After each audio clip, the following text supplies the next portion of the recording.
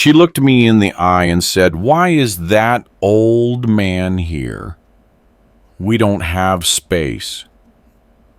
The same house she called old was the one I built with my hands, brick by brick, for her husband to grow up in. I didn't argue. I just smiled, because when people forget who built their shelter, life always finds a way to remind them who the foundation really belongs to. It was a Sunday afternoon. The wine that used to smell like roast beef and peace. I sat on the porch, the sun cutting through the trees, the same way it had for 40 years. The wood creaked beneath my chair, and I could almost hear my late wife humming from the kitchen the way she did before every family meal. Life, for a brief moment, felt whole again, until I heard the car doors slam. My son Mark stepped out first. His wife followed, sunglasses on, lips tight. She didn't smile when she saw me. She never did. She grabbed her purse, whispered something to Mark, and then said it loud enough for me to hear. "Why is that old man here? We don't have space." It wasn't the first time she'd called me that old man. But somehow, the way it hung in the air this time, it felt heavier. Maybe because I saw the way my son didn't look at me. He just lowered his eyes and pretended to check his phone, like guilt had become his shadow. I stood there halfway between welcome and apology. "You two come a long way," I said quietly. My voice cracked, not from age, from restraint. She didn't answer, just brushed past me, the scent of expensive perfume cutting through the scent of oak and dust that filled the house. Mark followed, carrying their little boy, my grandson Ethan. He smiled at me, pure innocent. That smile felt like sunlight in a cold room. But even he seemed to sense the tension, the kind that lives in walls after too many unspoken words. I remember thinking I built this house with my own hands. Every nail, every beam, every floorboard had heard my laughter, my grief, my prayers. And now I was being treated like a guest, an inconvenience inside it. While they unpacked upstairs, I stayed on the porch. The air felt heavier than usual, not because of the weather, but because of what I couldn't say. I thought about my wife and how she'd tell me to keep my peace. John, she'd whisper, "Don't let anger turn you into what you're not." So I stayed silent. Stoicism isn't about not feeling pain. It's about refusing to let it own you. Still, I could feel it burning somewhere deep, like a coal I couldn't put out. As the evening fell, Mark came down, avoiding my eyes. "Dad," he said, "we might need to rearrange some things around here, just to make it easier for everyone." I smiled, that kind of smile people give when they've already been erased but are still trying to look human. "Sure," I said. "Whatever makes it easier." He nodded, relieved, not realizing that easier for them meant emptier for me. Later that night, when the lights upstairs went out, I walked through the house. My wife's pictures were still on the walls. My wedding ring, the one I stopped wearing after she passed, sat in its small wooden box by the lamp. I picked it up, rolled it between my fingers, and whispered, "Looks like I'm the guest now, honey." Outside, the wind picked up, brushing the curtains, like someone passing through. Maybe it was her, reminding me of what she always said. Let them take everything, John, except your peace. And so I sat back down in the same chair, listening to the same silence. But this time, it didn't feel peaceful. It felt like the calm before something bigger. Something coming. The morning light came in cold. The kind that makes the dust in the air look like memories. I woke before anyone else, as I always did. Old habits don't die. They just wait. The house was quiet, but not peaceful. It was the kind of silence that follows change, the kind where even the walls seem to listen. I made coffee the way I used to for two, still poured a second cup. Old ghosts deserve their rituals. I sat at the kitchen table listening to the distant thud of feet upstairs, the sound of boxes opening, drawers closing. It didn't sound like unpacking. It sounded like replacing. Mark came down wearing the same expression he used when he was a boy and broke something valuable, quiet, guilt, dressed as busyness. "Morning, Dad," he muttered, eyes avoiding mine.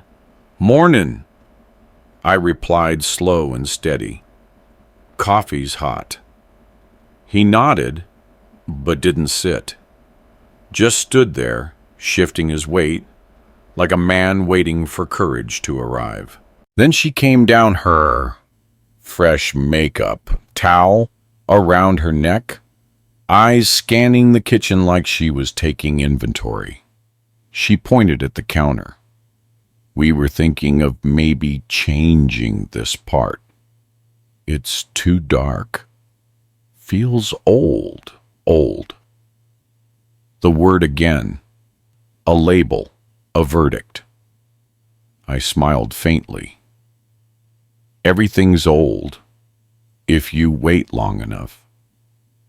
She didn't get it, or maybe she did, and that's why she smirked. Mark cleared his throat. "Dad, about the guest room. We'll probably move some of your stuff to the shed. We just need space for Ethan's new bed." I looked at him, my son, the same boy I once carried on my shoulders while fixing that very roof he now wanted to clear for his kid. "So I'm the guest now," I said quietly.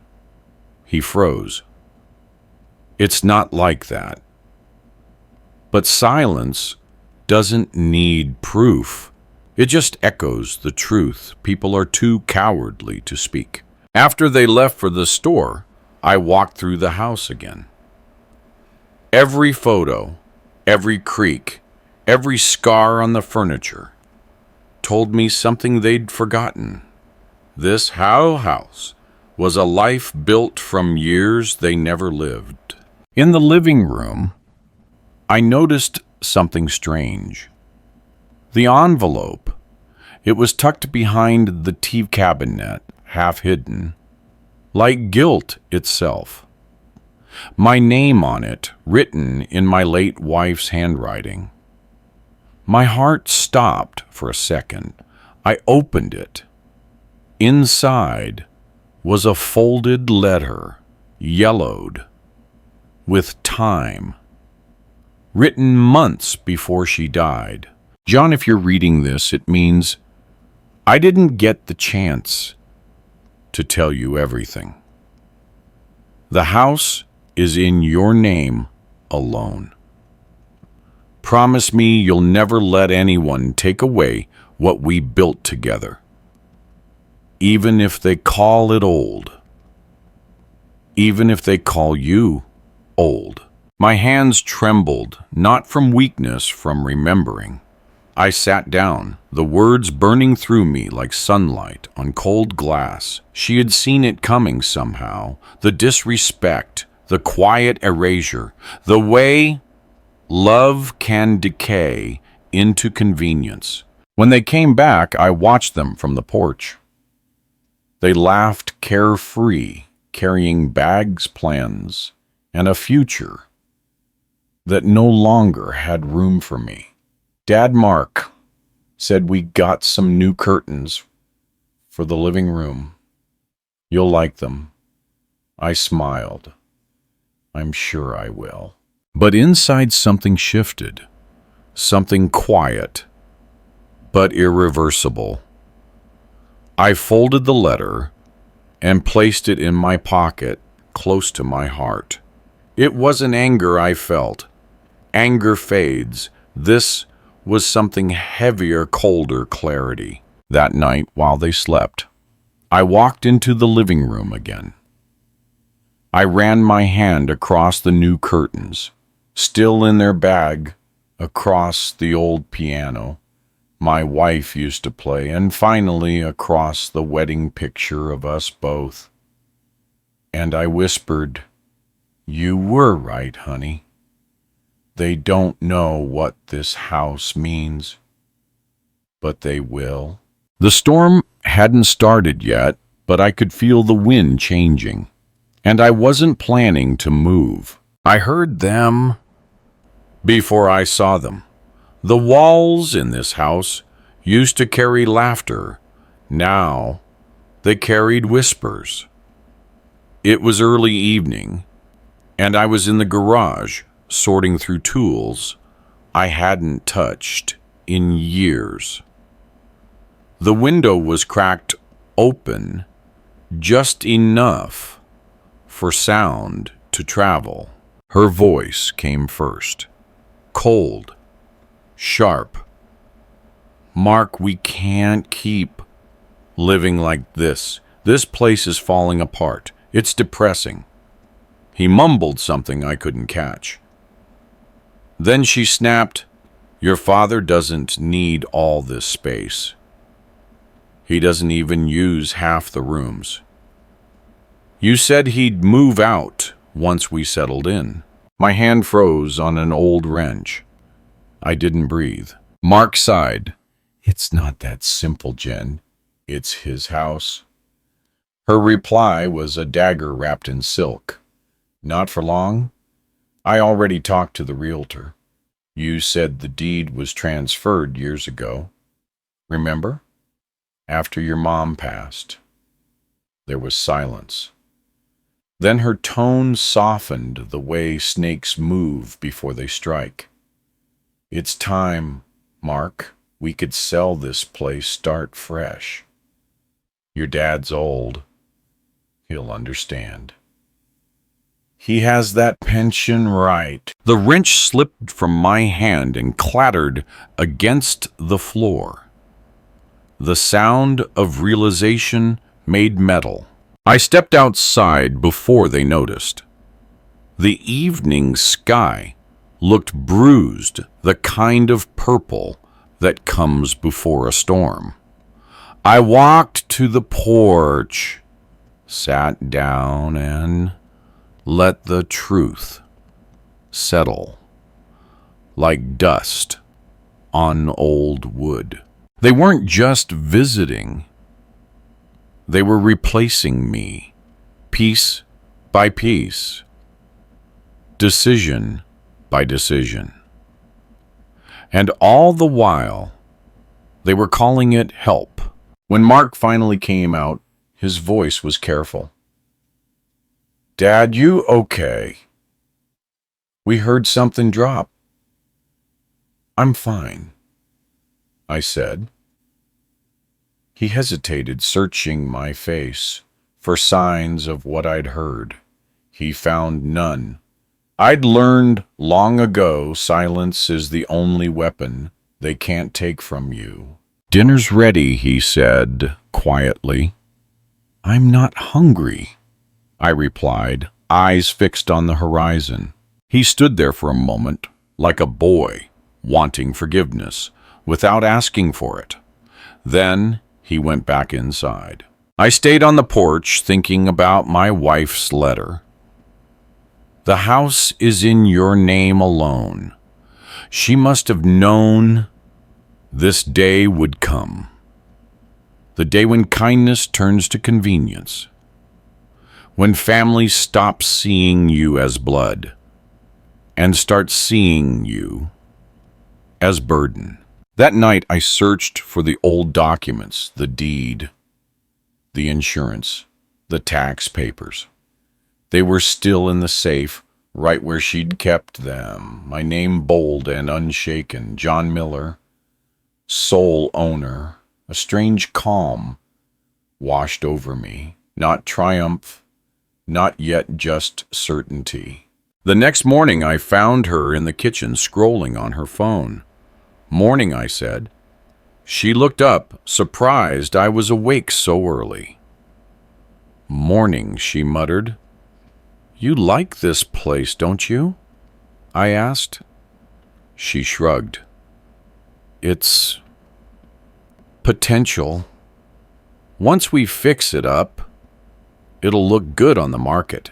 She froze the moment the last word left her lips. I smiled slowly. "On the market, huh?" Her face paled. "I didn't mean—" "Oh, I think you did," I interrupted softly. "You always mean what you say, Jen. You just say it faster than you think." I turned away before she could reply.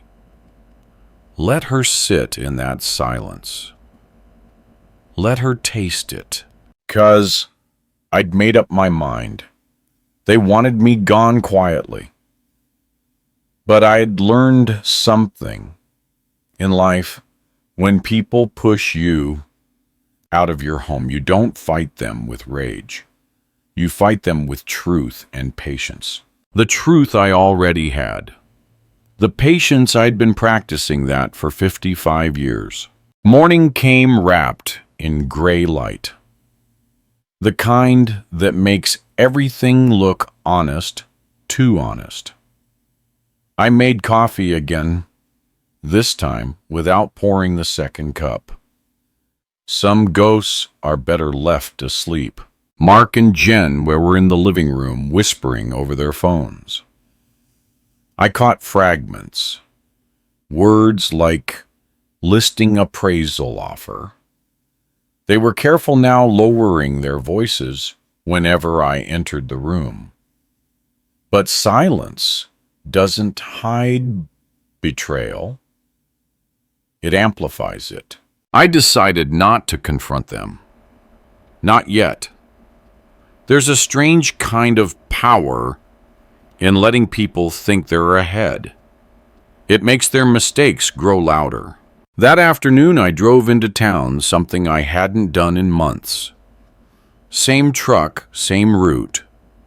Same stares from neighbors who thought they knew the story. I stopped by the old attorney's office. The one who handled the house papers back in the day.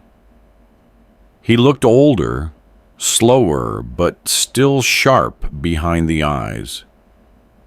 "John Miller," he said, smiling faintly. "Haven't seen you since before she passed," I finished. He nodded softly. "What brings you in?" "Just making sure everything's still. In my name." He pulled out a file, scanned it, then looked up at me. "Still yours. Lock, stock, and foundation. No transfer. No joint claim. You're clear." I thanked him, but before I left, he leaned forward. "John, I remember your wife. She was a good woman. She told me once, John's the kind of man who'll stay quiet while the world burns, but not because he's afraid, because he knows fire can't touch what's already turned to ash. I didn't know what to say, so I just nodded and left. On the way home, I stopped by the hardware store, bought a small camera, one of those motion-triggered types for hunting.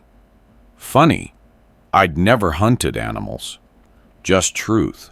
Back home, I hid it on the bookshelf aimed toward the living room. Another in the hallway. I told myself it wasn't revenge, it was remembrance. Proof at my wife's house, her dream wouldn't be stolen under my silence. That night as they watched TV, I sat in the corner pretending to read. Jen laughed too loud, her wine glass tipping in rhythm with her voice. We could get at least 800 grand for this place if we hurry before the market drops. Mark's response was quieter. Dad won't agree. She smirked. He doesn't have to. Those 4 words hit like a hammer to the ribs. He doesn't have to. I looked up from my book and met her eyes. She froze. I smiled the kind of smile that doesn't reach your eyes but warns of winter. Something funny? I asked. She blinked. No. Just talking about the neighborhood. I said, closing the book. Yeah, it's changing fast. People forget who built it. When I went to bed that night, the house felt different, heavier, almost alive. Every board seemed to creak in defense. Every gust of wind against the window sounded like my wife's whisper. Hold your ground. At dawn, I checked the camera. The footage showed her walking around after midnight, phone to her ear. She stopped by the desk, opened drawers, and whispered into the dark, "Don't worry, he won't be a problem. I'll make sure of it." My heart didn't race. My hands didn't shake. Instead, I poured another cup of coffee and stared at the slow swirl of steam. That's when I understood something Stoic philosophy had been trying to teach me for years. When people betray you, they aren't taking something from you. They're revealing what they never had to give. By sunrise, my plan was clear. No shouting, no fight, no court. I'd let them think the house was theirs, until the day the truth hit them like an earthquake under a calm sea. I folded the footage into a flash drive, labeled it with one word legacy, because that's what it really was. Not the house, not the walls, not the furniture. The legacy was knowing when to be silent, and when silence becomes justice. It was just past midnight when I woke. Not from a nightmare, those end fast. This was something slower, the kind of unease that doesn't startle you awake. It calls you. The moonlight bled through the curtains, painting the hallway in silver dust. I followed it like a memory. Every step creaked, like the house was whispering back to me. "You're not done yet, John." In the study, the air was colder. not from the weather, but from absence.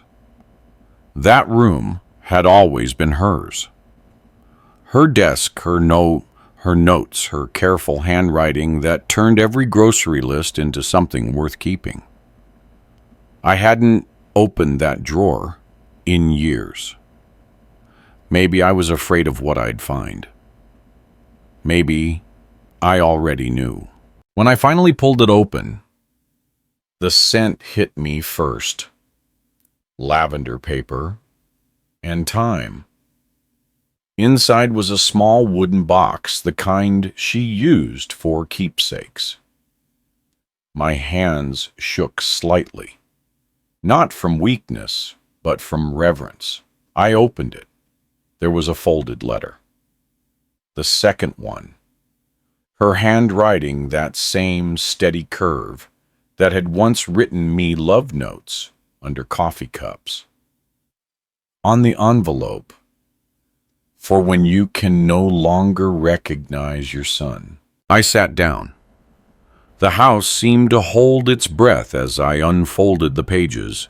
John, if you're reading this, it means Mark has become someone neither of us raised him to be. I don't blame you for that.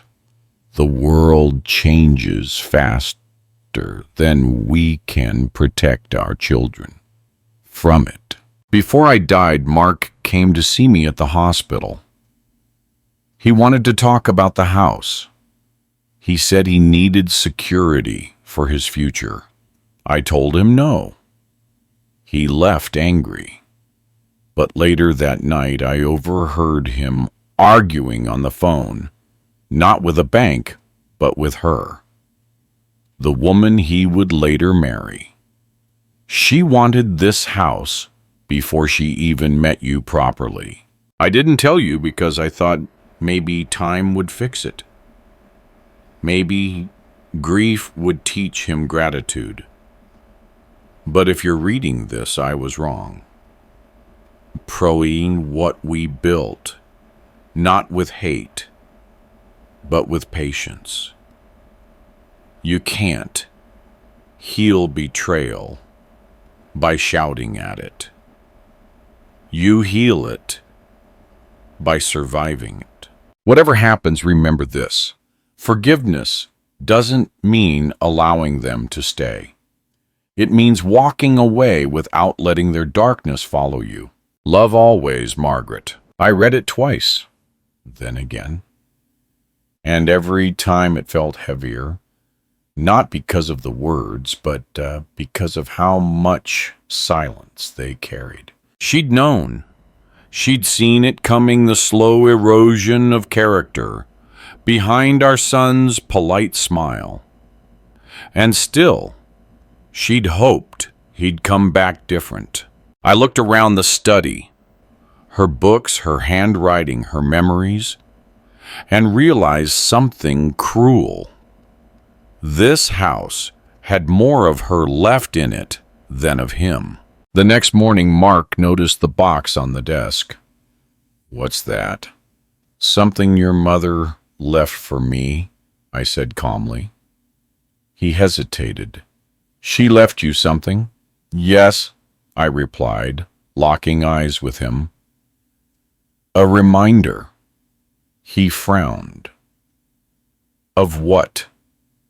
"That sometimes blood doesn't mean loyalty."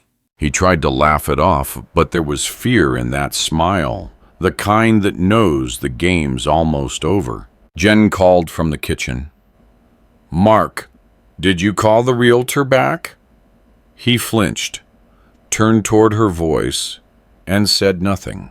I just stood there staring at the man I once carried on my shoulders, and realizing he'd been walking away from me ever since. That night I placed both letters together in the safe.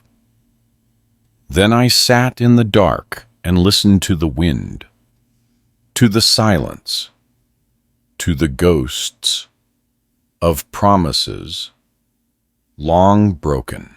Stoicism teaches that you can't control what others do, only how you respond. But what it doesn't tell you is how lonely that kind of strength can be. Still, I whispered her words aloud before I went to bed. Protect what we built. Not with hate, but with patience. I smiled faintly. I will, Margaret.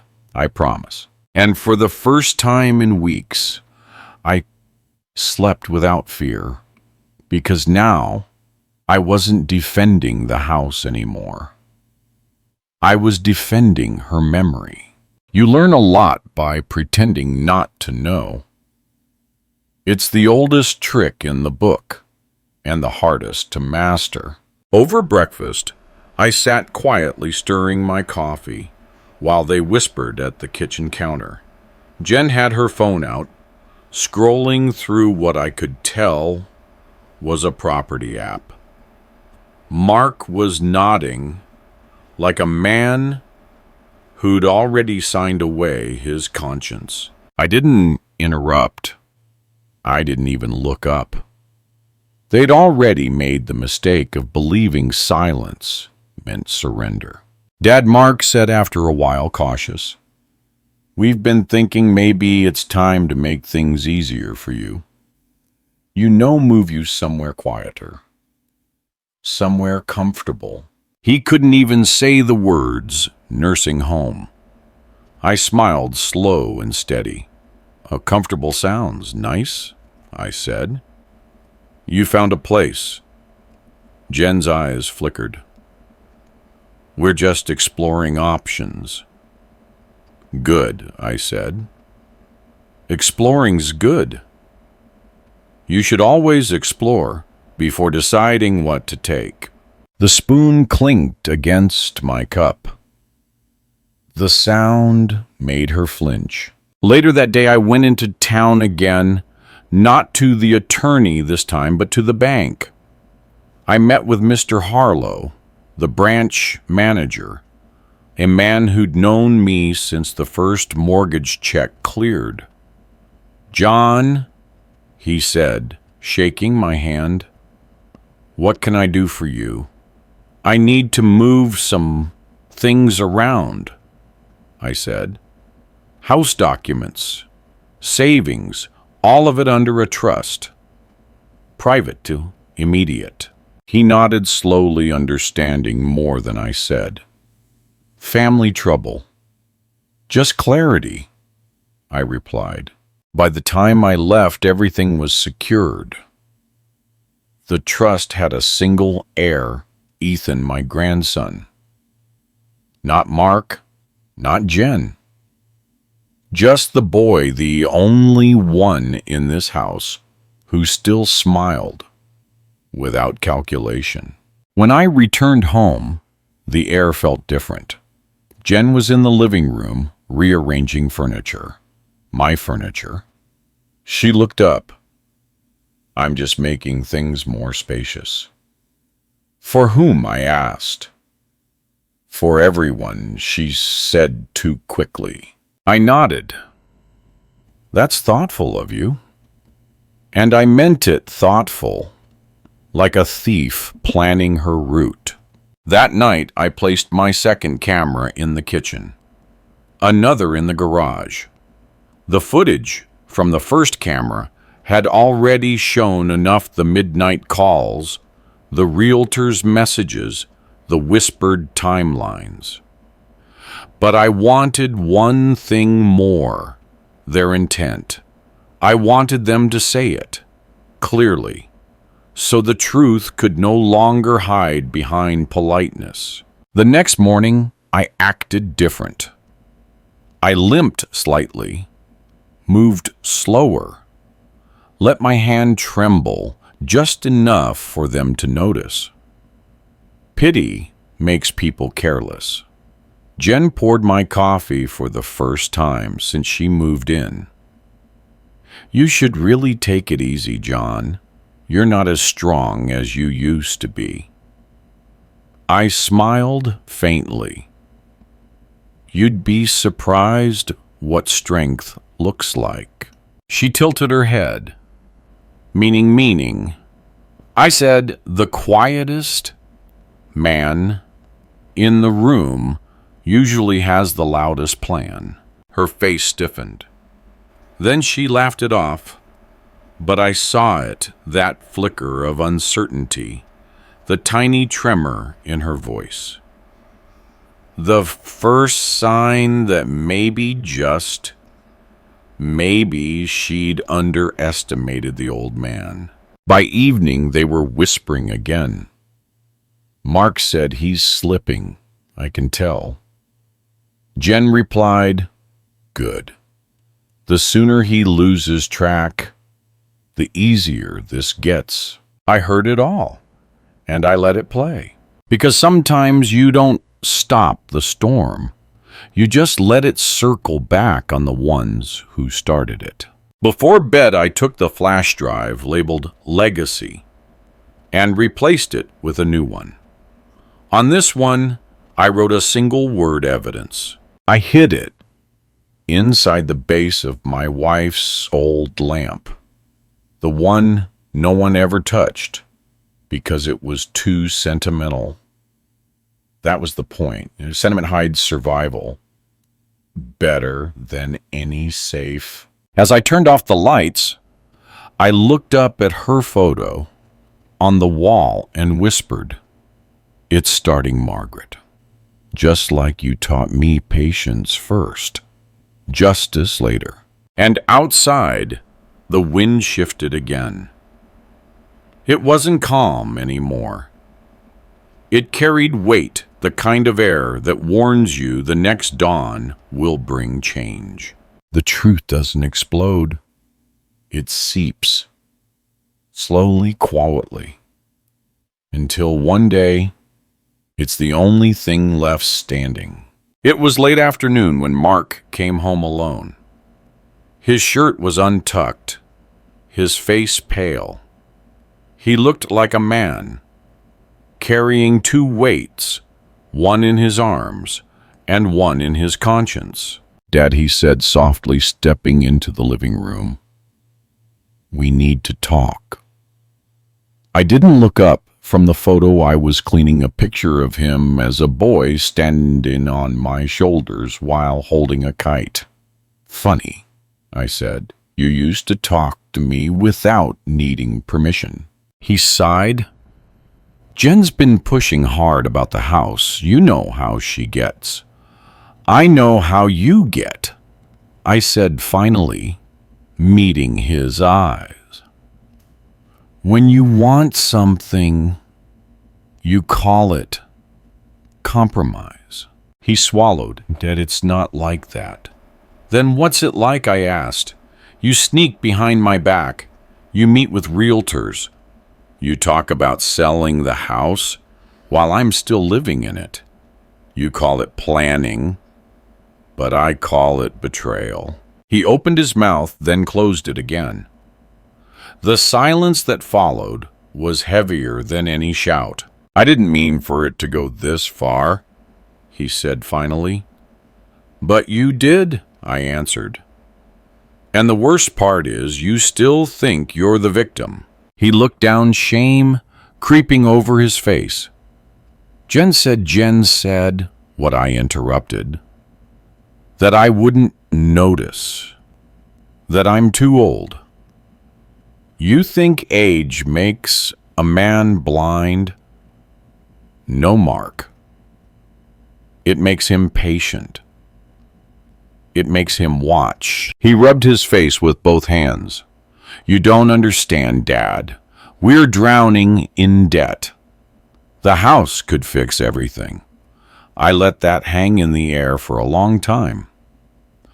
Then I said quietly, this house was built on love, not desperation. Every board, every nail. Your mother scrubbed these floors with her hands when we couldn't afford help. And you want to sell it for a car loan? He didn't answer. He didn't have to. I stepped closer. Blood doesn't mean loyalty, Mark. It just means you share a history. Loyalty, That's a choice. He looked at me, then really looked, and for a moment I saw the boy he used to be hiding behind the man he became. I messed up, he said. I just wanted a way out. There's always a way out, I said, but not every door leads somewhere you'll want to stay. He sat down, shoulders slumped. What do you want me to do? I looked toward the window where the light was fading. Start by being honest with yourself and with her. The person you're protecting isn't your wife. It's your guilt. He didn't reply. He just sat there, the sound of the clock ticking between us.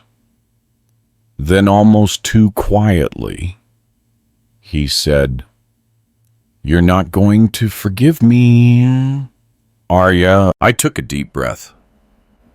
Forgiveness isn't something you ask for, Mark. It's something you earn by stopping the thing that made you need it. He looked up, his eyes wet. I'll fix it. I hope you do, I said, because the next time we have this talk, I won't be the one waiting. As he left the room, I noticed the small black camera light reflecting in the corner of the cabinet, still recording. Every word, every pause, every ounce of reality. That night, I replayed the footage, watched my son's face break in real time. I didn't feel proud. I didn't feel angry. I just felt old. The kind of old that comes from watching love rot where it used to bloom. But the philosopher in me whispered something I couldn't ignore. Blood connects you by birth. Truth separates you by worth. And as I turned off the screen, I whispered into the dark lesson 1. Margaret, he's finally learning. Children see more than we think.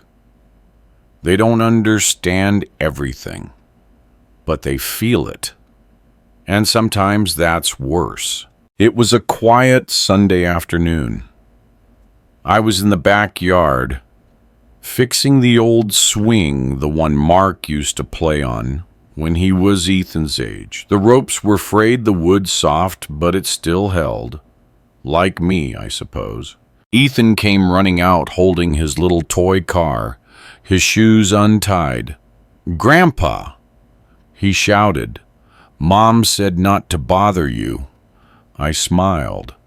Well then, I guess it's a good thing I don't mind being bothered. He grinned, sat beside me, and watched me tighten the ropes. "Grandpa, are you mad at Daddy?" The question caught me like a knife between ribs, not because of what he asked, but how he asked it. Soft, careful, like he already knew the answer. "Why do you think I'm mad?" I asked. He looked down. "Because you don't talk when Mommy's around. And Daddy looks scared when you do." I exhaled slowly. Your daddy and I just see things differently sometimes. Ethan tilted his head. Like when Mommy says she's helping you, but she tells Daddy you're in the way. I froze. The wrench in my hand went still. What did she say? Exactly. He shrugged. She said, "Once the house is sold, we won't have to take care of him anymore." But I told her, "I like taking care of you." My throat tightened. "You said that?" He nodded proudly. "Yeah." I told her, "I'll buy you a new house when I'm big, one with a big tree and no yelling." That's when I felt it, the kind of heartbreak that doesn't come from betrayal, but from innocence, trying to fix what adults destroy. I smiled through the ache. That's a good plan, buddy. You'll build a strong house one day. Just don't forget to fill it with kindness first. He looked at me seriously. You talk like Grandma. Do I now? Yeah. Daddy said Grandma always told the truth, even when it hurt. I looked toward the old tree swaying in the distance. She still does, Ethan. Some truths don't die. They just wait for someone brave enough to hear them again. He nodded like he understood, maybe not the words, but the meaning. Kids always understand meaning. Then, as if it were nothing, he whispered, Mommy took pictures of the house last night. I saw her phone light in the hallway. That stopped me cold. Pictures. Yeah, the rooms, the kitchen, even your chair. She said they needed good angles for the buyers. What's a buyer? My heart went still. A buyer, I said slowly, is someone who pays for something that used to belong to someone else. He frowned. That doesn't sound fair. No, I said softly. It usually isn't. When he ran off to chase the wind with his toy car, I sat there for a long time, watching the sun dip lower behind the trees. The sky turned the same color as old bruises. So it was happening. The sale wasn't a plan anymore. It was in motion. But strangely, I wasn't angry. I just felt ready. Because now I understood something deeper. The kind of lesson Stoicism doesn't teach in words, but in endurance. You can't control what others take from you, but you can control what they leave behind in you. And in that moment, I realized Ethan was the only one in this family still untouched by greed, still pure enough to see love for what it is, not a possession, but a presence. Before going inside, I whispered to the empty air, Margaret, your grandson has your eyes and your courage. That night, I checked the footage again. There she was, and walking through the hallway with her phone taking pictures. I zoomed in. Reflections in the glass, whispers under her breath, everything caught. I saved the video under a new folder. This time I didn't name it evidence. I named it Ethan. Because someday he'd need to know the truth, not the story they'd tell him, but the one I lived. The house had gone quiet again. But this time, it wasn't silence, it was suspense. The kind that breathes before truth walks in. 3 days had passed since I found out about the photos. Since Ethan's innocent voice confirmed what I already knew. I didn't confront them. I didn't shout. I didn't warn. I just waited the way an old sea waits for the storm. It's already survived 100 times. On Thursday morning, the realtor arrived. A tall man in a crisp suit and a smile, too professional to be sincere. He shook my hand, not realizing he was shaking the hand of the man who still owned the very ground he stood on. "Mr. Miller," he said cheerfully, "I hear we're finally getting the ball rolling." Finally, I echoed, sipping my coffee. Yes, been a long time coming. Jen appeared behind him, all smiles and sugar. Dad, you remember Mr. Dalton? He's helping us get the house ready for the listing. Listing, I repeated. Right? She didn't notice the tone. People never do when they're too busy hearing themselves win. They moved from room to room, discussing angles, lighting, and market potential. Every word felt like nails in a coffin that wasn't mine. When they reached the study, I followed them in. This one, Dalton said, might be a bit hard to show. Too cluttered. Too personal. Maybe we should remove some things, Jen nodded. Yes, especially those old papers and boxes. They make the place feel dated. I smiled faintly. Those papers are part of the house's story. You might find them useful. Dalton chuckled politely. Sentimental value, I'm sure. Buyers prefer a clean slate. Clean slates, I said quietly, are just graves with better lighting. He blinked. Jen forced a laugh, uncomfortable. Dad loves his metaphors, she said quickly. When they left the study, I stayed behind. I opened the drawer, pulled out the hidden flash drive labeled Evidence, and placed it gently on the desk, right where the camera could see. Then I went to the porch, sat down, and waited. By noon, I heard them arguing inside. Jen's voice was sharp, panicked. You told me it was done. You said the house was in your name. Mark's tone cracked. I thought it was Mom. Said your mom's dead, Mark, she snapped. And your father's not stupid. He's setting us up. The front door opened. They froze when they saw me sitting there, calm, still, watching. Dad Mark started, his voice shaky. We need to talk. I know I said. But first, I'd like you to watch something. I turned my laptop toward them. The footage played their voices from nights before the whispers, the realtor's visit, Jen's call in the hallway. Every lie, every plan, every word captured by the house itself. Jen went pale.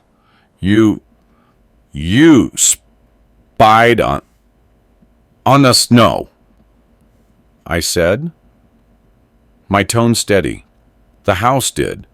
It remembers who built it. It remembers who betrayed it. Mark stepped forward, eyes glassy. Dad, please. We didn't mean intentions, I interrupted. Are the lies we tell ourselves before doing what we know is wrong is. He stood there broken. Jen turned away, furious and cornered. At once. You can't do this to us, she shouted. You're old. You need us. I looked up at her. No. I needed peace. And you mistook it for weakness. Then I handed Mark a folder, the trust papers, the deed, the letter from his mother. Everything in this house now belongs to your son, Ethan. Not you. You'll still have a roof, but it won't be this one. He opened the folder. When he saw the signature, his knees went weak. Jen gasped. You left everything to him? Yes, I said softly. To the only person in this family who still knows what love means. Silence filled the air again, but this time it wasn't tension. It was truth finally taking its seat. They didn't shout. They didn't beg. They just stood there, the weight of consequence finally pressing on their shoulders. I walked to the door, opened it wide and gestured toward the sunlight. "You wanted space," I said. "Now you have it." As they left, I felt no triumph, only peace. Stoicism had taught me that victory, without bitterness, is the rarest kind of justice. The house groaned softly behind me, the wood settling like it too could finally exhale. And for the first time in months, I whispered, "It's done, Margaret. The house has spoken." The house is quiet again, but this time it's not because of fear. It's because there's finally nothing left to prove. After they left, the air changed. The walls felt lighter, as if the weight of secrets had been scraped clean. The floor yeeked differently now, like it was breathing again. I sat in my chair on the porch, the one by the window, where Margaret used to water her plants. The light hit just right, gold, soft, forgiving. Inside, Ethan was playing with his toy car. His laughter spilled through the door, like sunlight through an open window. That sound, that pure sound, was worth every wound that brought me here. He came running out, holding a small drawing. "Grandpa, look." It was a picture of a house. This house, drawn with shaky lines, but full of color. Beside it, 3 stick figures, him, me, and someone with a big smile.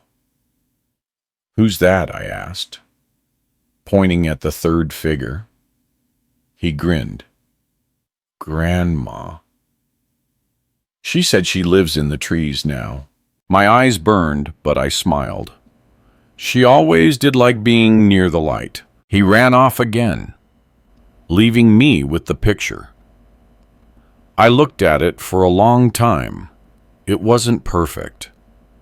The lines were uneven, the proportions wrong, but it was true. And that's all truth ever needs, to be imperfect, but undeniable. As the sun dipped behind the trees, I poured myself a small glass of whiskey, Margaret's favorite kind. "To you," I whispered, "for teaching me that silence doesn't mean surrender. It means understanding." The breeze picked up, brushing against my face like a hand I hadn't felt in years. Maybe it was her. Maybe it was peace. For the first time, I didn't need to know. I thought about Mark and Jen, what they'd lost and what they'd taught me. People don't betray you because you're weak. They betray you because they confuse your calm with emptiness. But a stoic heart isn't empty. It's a vessel that holds pain until it turns into perspective. I leaned back, listening to the night settle in. The world had gone quiet, but inside me, everything was alive, the memories, the lessons, the quiet defiance of a man who refused to be erased. I looked at Ethan through the window, saw him waving the flashlight at the ceiling, pretending to chase stars.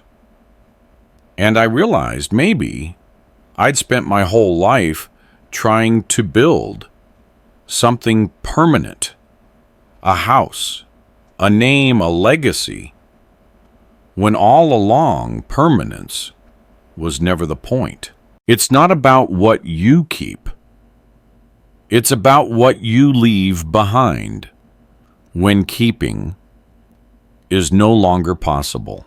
So I let the glass rest on the railing, breathed in the night, and said the only prayer I still believed in, not to, any god, not to any man, just to life itself. May they learn peace before regret. May I carry truth without hate. And may silence always speak louder than revenge.